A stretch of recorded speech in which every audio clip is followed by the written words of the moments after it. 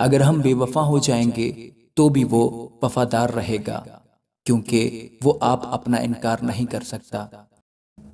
خداوند کے زندہ اور پاک کلام میں سے دوسرا تیموتھیوس اس کا دوسرا باب۔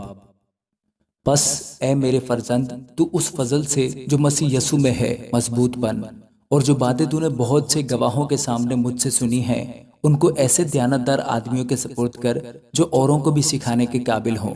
مسیح یسوع کے اچھے سپاہی کی طرح میرے ساتھ دکھ اٹھا۔ کوئی سپاہی جب لڑائی کو جاتا ہے اپنے آپ کو دنیا کے معاملوں میں نہیں پھنساتا تاکہ اپنے بھرتی کرنے والے کو خوش کرے۔ دنگل میں مقابلہ کرنے والا بھی اگر اس نے باقاعدہ مقابلہ نہ کیا ہو تو صحرا نہیں پاتا۔ جو کسان محنت کرتا ہے پیداوار کا حصہ پہلے اسی کو ملنا چاہیے۔ جو میں کہتا ہوں اس پر غور کر، کیونکہ خداوند تجھے سب باتوں کی سمجھ دے گا۔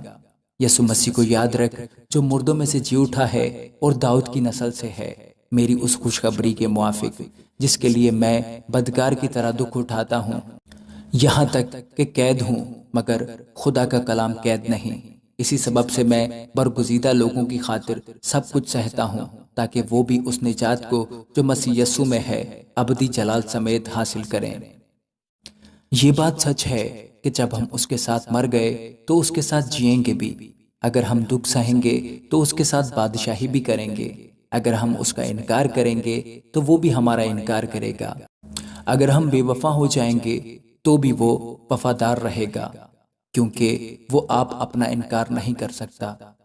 یہ باتیں انہیں یاد دلا اور خداوند کے سامنے تاکید کر کہ لفظی تکرار نہ کریں، جس سے کچھ حاصل نہیں بلکہ سننے والے بگڑ جاتے ہیں۔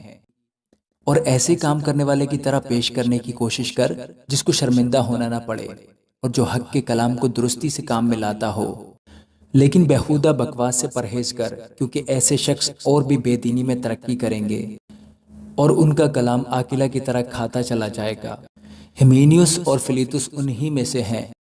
وہ یہ کہہ کر کہ قیامت ہو چکی ہے حق سے گمراہ ہو گئے ہیں اور بعض کا ایمان بگاڑتے ہیں، تو بھی خدا کی مضبوط بنیاد قائم رہتی ہے، اور اس پر یہ مہر ہے کہ خداوند اپنوں کو پہچانتا ہے، اور جو کوئی خداوند کا نام لیتا ہے ناراستی سے باز رہے۔ بڑے گھر میں نہ صرف سونے چاندی ہی کے برتن ہوتے ہیں بلکہ لکڑی اور مٹی کے بھی، بعض عزت اور بعض ذلت کے لیے۔ پس جو کوئی ان سے الگ ہو کر اپنے تئیں پاک کرے گا وہ عزت کا برتن اور مقدس بنے گا، اور مالک کے کام کے لائق اور ہر نیک کام کے لیے تیار ہوگا۔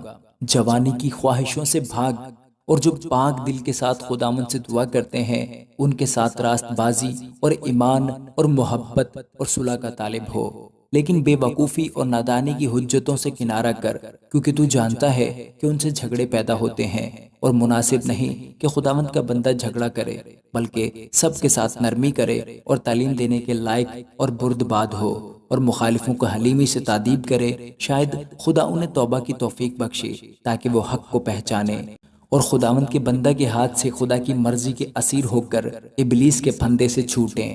آمین۔